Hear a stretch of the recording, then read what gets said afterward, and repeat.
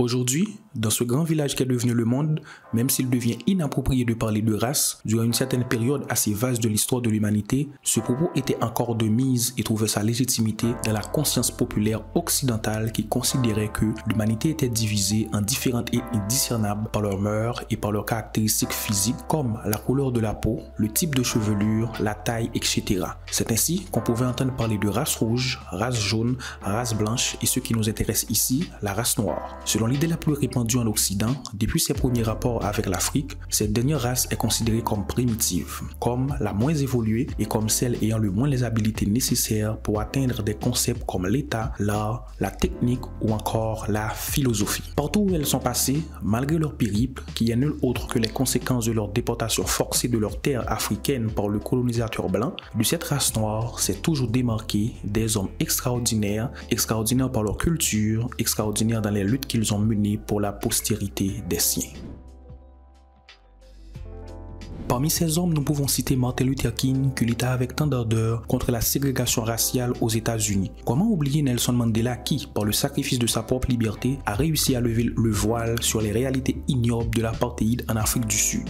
Nous pouvons aussi citer Toussaint Louverture, ce noir instruit qui osa s'opposer au grand Napoléon Bonaparte et qui paya les frais par sa déportation en prison en France. Toussaint Louverture jouit d'une grande notoriété au sein de la communauté des chercheurs et amateurs d'histoire dans le monde. Encore plus en France, pour sa bravoure qui lui permit de toujours se dresser contre l'asservissement immoral de ses semblables. Il fut le plus grand défenseur de la cause noire à Saint-Domingue. Ce dévouement eut pour heureuse conséquence la déclaration de l'indépendance et de la première république noire du monde. Jean-Luc Mélenchon, politicien français candidat à la présidence lors des dernières élections présidentielles françaises d'avril 2022, durant sa campagne, a fait allusion à Toussaint Louverture comme modèle parfait de l'éternel asservi qui ne s'est jamais soumis, qui n'a jamais accepté son sort. Nul ne peut condamner l'intérêt que peut susciter ce terreau noir qui préféra la mort à sa condition injuste d'éternel serviteur de l'homme blanc. Cependant, si ce dernier est mort en avril 1803 et que son rêve d'indépendance ne se réalise que le 1er janvier 1804, c'est bien parce que son travail fut poursuivi par un autre grand homme, malheureusement trop peu et trop mal connu de l'histoire, Jean-Jacques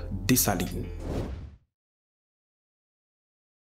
Si vous cherchez une biographie classique de Dessalines, je vous préviens, vous avez cliqué sur la mauvaise vidéo. De toute façon, il y a tellement de théories sur les détails de sa naissance et de son enfance qu'il nous faudrait au moins 10 vidéos comme celle-ci pour toutes les citer. Aujourd'hui, notre objectif est plutôt de vous présenter quelques anecdotes marquantes de son histoire qui, nous l'espérons, feront naître en vous l'estime que ce héros mérite de notre part à tous. Né dans la deuxième partie du XVIIIe siècle dans la colonie de Saint-Domingue, nombreux sont ceux qui adhèrent à la théorie de Grande Toya ou Tante Toya, guerrière africaine qui aurait élevé Dessalines dans le bain de la guerre. C'est elle qui lui aurait appris le combat au corps à corps à main nue et au couteau. Alors là, cela s'en limite à plein nez lorsqu'on considère que, à cause de son mauvais caractère, notre homme n'a jamais pu rester plus de 2 ans minimum sur une même habitation.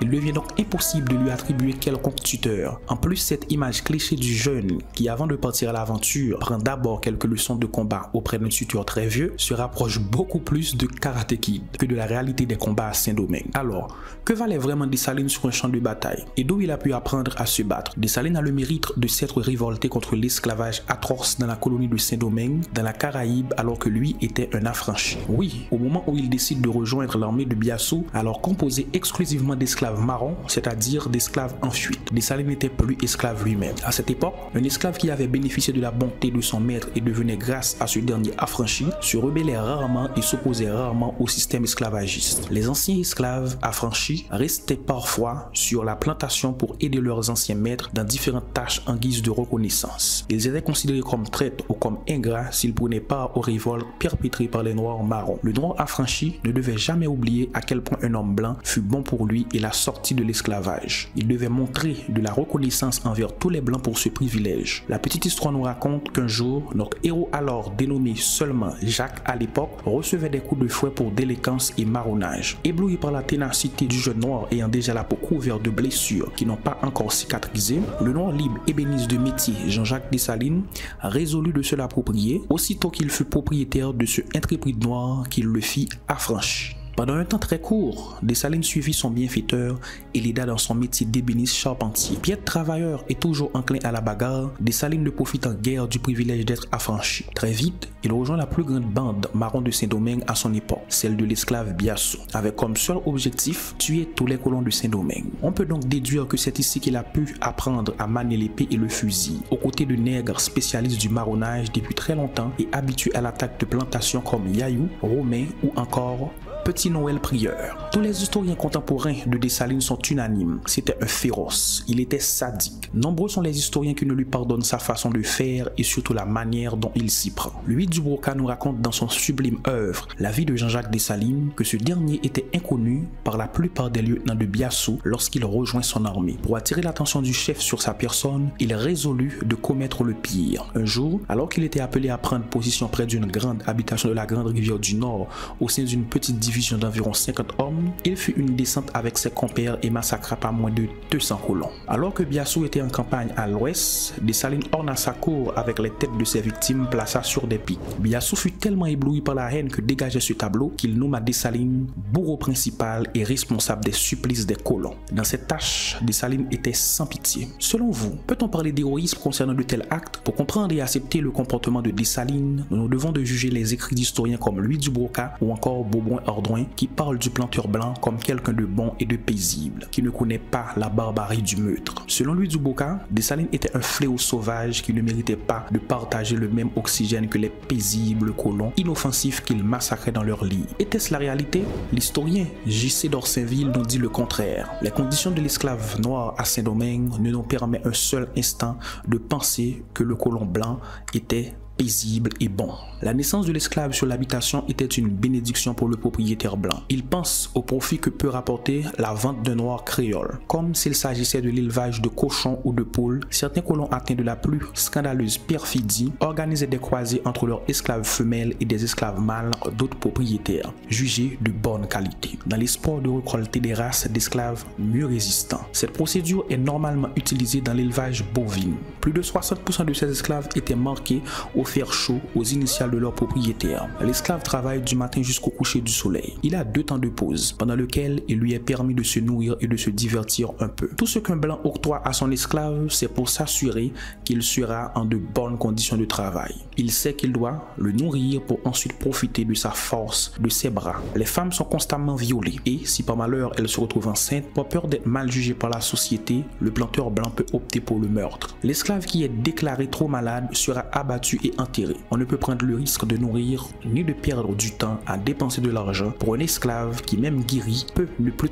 pouvoir retravailler. On ne pourrait citer ici toutes les atrocités dont ce système esclavagiste honteux pouvait contenir, mais tout ce que nous venons de citer rend légitime toute action visée à renverser un tel système. Car le plus grand mal fait à l'esclave ne fut pas les tortures physiques, mais plutôt le fait que, d'après le code noir, il ne sera pas considéré comme un être humain, mais comme un bien meuble. La douleur de Dessalines était la douleur de la honte, une honte que, par orgueil, il se devait de dominer. Il résolut dans son cœur aveugle l'objectif funeste du massacre des Blancs. Dessalines sur un champ de bataille, c'était une âme plus noire et plus sauvage que le cheval qu'il montait. Lorsque d'autres chefs de bande ressentaient une certaine estime pour les colons, lorsque certains se laissaient influencer par les paroles de l'évangile, lorsque d'autres étaient attendris par la bonté de la femme du planteur, qui sait raconter de si jolis contes et de ces enfants si mignons et si inoffensifs qui ne font que jouer et rire, l'intrépide Dessalines ne voyait que des têtes à couper. Quel était le sort des Amérindiens paisibles et accueillants comme les Arawaks? Ils furent tous massacrés et même en Amérique du Nord, ils furent tués en masse. Ceux qui résistèrent à cette extermination rapide furent très violents, peu cordiales, ceux qui faisaient le plus recours aux assassinats et au cannibalisme. Comme quoi, on ne peut combattre le mal par le bien, on ne peut même répondre au mal par le mal lui-même. Dessalines nous apprend qu'on ne peut vaincre le mal que si on est pire que le mal. Alors peut-être que tout ce sang versé n'était que le prix nécessaire à payer pour la libération du peuple de Saint-Domingue. Vous souvenez-vous déjà avoir entendu ce terme quelque part, le style louverturien? Si oui, vous savez que cela pointe le doigt sur la pensée derrière les actes de Toussaint Louverture, ainsi que la philosophie et l'idéal que dégagent ces agissements politiques. Si Toussaint Louverture n'a jamais envisagé une totale séparation entre la colonie de Saint-Domingue et la France, il avait pour objectif de rendre la colonie autonome au niveau législatif. libre de commercer avec qui elle voulait. Enfin, il voulait que l'administration de Saint-Domingue soit contrôlée par et soit bénéfique pour la masse des Noirs qui cultivaient ardemment ces terres. Qu'en pensez-vous? Dans le cas de notre héros du jour, croyez-vous que nous pouvons parler d'un style dessaligné? Bon, cette vidéo est la preuve. Bien sûr que oui, il y a un idéal dessaligné. Bon nombre des détracteurs de Dessalines le présentent comme un illettré qui ne tue que par ignorance. Sa férocité et son habileté au combat ne seraient que le résultat du peu que peut produire sa nature sauvage. Le lion de la savane est craint par tous. Il est féroce et habile à la chasse. Mais jamais on ne verra un lion devenir poète. Il n'a pas les aptitudes pour y parvenir. Tout comme Dessalines. Des historiens comme Louis Dubroca, encore lui, propose que si Dessalines ne connaît pas la clémence, la stratégie ou l'honneur, c'est parce que ces notions sont trop abstraites pour son cerveau limité. Bougon-Ardouin, dans son étude sur l'histoire d'Haïti, le qualifie de traître. Quel élément de la vie de l'empereur peut nous permettre de contrecarrer ces infamies? Adepte du dessalinisme ou pas, il faut bien reconnaître que dans ses débuts de soldat, Dessalines était un politicien et un stratège peu habile. Tout ce dont la tête tombait au coup de son épée était beaucoup plus effrayé par sa férocité que par son habileté. Cependant, ayant suivi Toussaint Louverture partout où il allait, il a fini par apprendre de son tuteur. Il sut faire appel à la diplomatie et au dialogue pour résoudre des problèmes qu'il pouvait facilement régler avec son épée. Pendant la guerre du Sud, Dessalines montrait à plusieurs reprises à quel point il admirait le courage de ses ennemis. Alors qu'il tua un bon nombre de mulâtres du Sud partisans de Rigaud, il en épargna aussi la vie d'un bon nombre dont il admirait le courage. Pendant la guerre de l'indépendance, certains d'entre eux devinrent ses plus fidèles lieutenants. Parmi les plus connus, on peut citer le soldat Geffrard, le soldat Alexandre Pétion ou encore Magloire Ambroise. Il regrettait la mort que certains soldats partisans de Rigaud, comme le général Faubert, dont il rêvait de compter dans sa troupe, tant cet homme fit preuve de bravoure. La guerre du Sud nous prouve que Dessalines n'était pas tout le temps avide de sang. Sous les ordres de Toussaint, il reçut l'ordre avec le général Christophe d'encercler la ville de Jacmel et de condamner la ville à la famine pour pousser les résistants les plus coriaces à capituler. Lorsque Alexandre Pétion prend la tête de la résistance à Jacmel, il prit la résolution de vider la ville de ses femmes et de ses enfants. Dessalines accueilla les fugitifs, en fut emprisonné quelques hommes, mais épargna les femmes, les enfants et les blessés, alors que son camarade Christophe ne pardonna aucun mulâtre. Fugitif ou pas, il les tua tous. Dessalines avait un seul ennemi, le colon français. Déjà en 1799, malgré le mépris des mulâtres envers les Noirs à Saint-Domingue, il avait compris que c'est une armée composée de ces deux castes noirs et mulâtres réunis qui devaient et qui pouvaient vaincre la France. Après la défaite des troupes coloniales contre l'expédition Leclerc, Mulâtre et Noir fut enrôlé dans les forces armées françaises coloniales. Le mulâtre Pétion fut l'un des premiers à trahir la France en désertant pour rejoindre la bande des révoltes sous les ordres du Noir Petit Noël Prieur. Christophe et Clairvaux prirent la même décision quelques temps après. Dessalines suivit que quelques jours plus tard. La plupart des chefs de bande le considéraient à cet instant comme la personnification de la traîtrise. Il était l'un des conspirateurs avec Christophe qui poussa Leclerc à arrêter Toussaint et à le déporter en France. En plus, on ne lui pardonna pas son dévouement envers Leclerc lors du désarmement des Noirs, et on n'oublie à point que c'est lui qui combattit pour le compte de la France le Noir Charles Belair et sa femme, la célèbre Sanette Belair. Il les fit arrêter et sous les ordres de Leclerc, il les fit l'un fusillé et l'autre pendu. Alors, comment expliquer que malgré son étiquette de traître, malgré sa résistance à rejoindre la Révolution, dès son arrivée à la réunion de la carrière où l'armée révolutionnaire fut officiellement formée, Noir et Mulâtre consentit à le nommer général en chef et lui fit tous allégeance. Tous ceux qui côtoyaient Dessalines de près et qui le connaissaient bien ne doutèrent jamais de ses vraies intentions en rejoignant l'armée française. Tout comme son tuteur Toussaint Louverture, il apprit à se faire aimer par ses détracteurs avant de retourner sa veste et leur rouler dessus. Il était aux côtés de Toussaint lorsque celui-ci trahit Biassou. Il était là quand Toussaint trahit Jean-François et l'Espagne pour rejoindre la cause française. Il vit la perfidie dont usa Toussaint pour s'attirer la sympathie d'hommes comme Lavaux, Hédouville ou Roume, avant de tous les condamner à l'exil. En étant si dévoué à l'armée expéditionnaire, Dessalines ne voulait point leur donner une raison de douter de lui. Il attendait juste le moment opportun pour montrer son vrai visage. Des mulâtres comme Geffrard ou encore Pétion, un mulâtre fourbe aux deux visages avides de pouvoir, prirent la parole pour confirmer leur souhait de combattre sous les ordres de Dessalines. Ces mulâtres aidèrent même Dessalines à écraser les chefs de bande qui ne voulaient pas reconnaître son autorité. Et ils n'eurent pas tort. Dessalines dirigea avec une intelligence rare les anciens esclaves révoltés de Saint-Domingue. Il a su reprendre contact avec les Anglais, qui lui ont fourni les munitions dont il avait besoin, sans pour autant leur donner de contrepartie ou leur promettre quoi que ce soit concernant Saint-Domingue. Il plaça ses lieutenants dans les régions qu'il connaissait le mieux et dans lesquelles il avait déjà une bonne réputation. C'est ainsi que Magloire Ambroise fut placé à Jacmel. C'est lui qui, sous les ordres de Dessalines, qui accueilla Francisco de Miranda, le révolutionnaire sud-américain, et lui fournit vivres, armes et munitions. Caprois fut placé au nord, d'ouest et Pétion à l'ouest. Son génie était indispensable à la réussite que connut la guerre de l'indépendance de Saint-Domingue, devenue la première république noire au monde, Haïti. Dessalines a peut-être usé de la ruse pour atteindre ses objectifs. Malgré ses nombreuses trahisons, il ne peut être blâmé puisqu'il ne s'est jamais trahi lui-même. Il n'a jamais trahi Haïti. Ses actes lui ont permis de tenir sa promesse ultime, en finir avec l'esclavage à Saint-Domingue, qui était la colonie française la plus prospère, surnommée la perle des Antilles, en chassant du territoire des colons blancs français et en battant les soldats de l'expédition de la plus grande armée du monde de l'époque, l'armée française de Napoléon Bonaparte.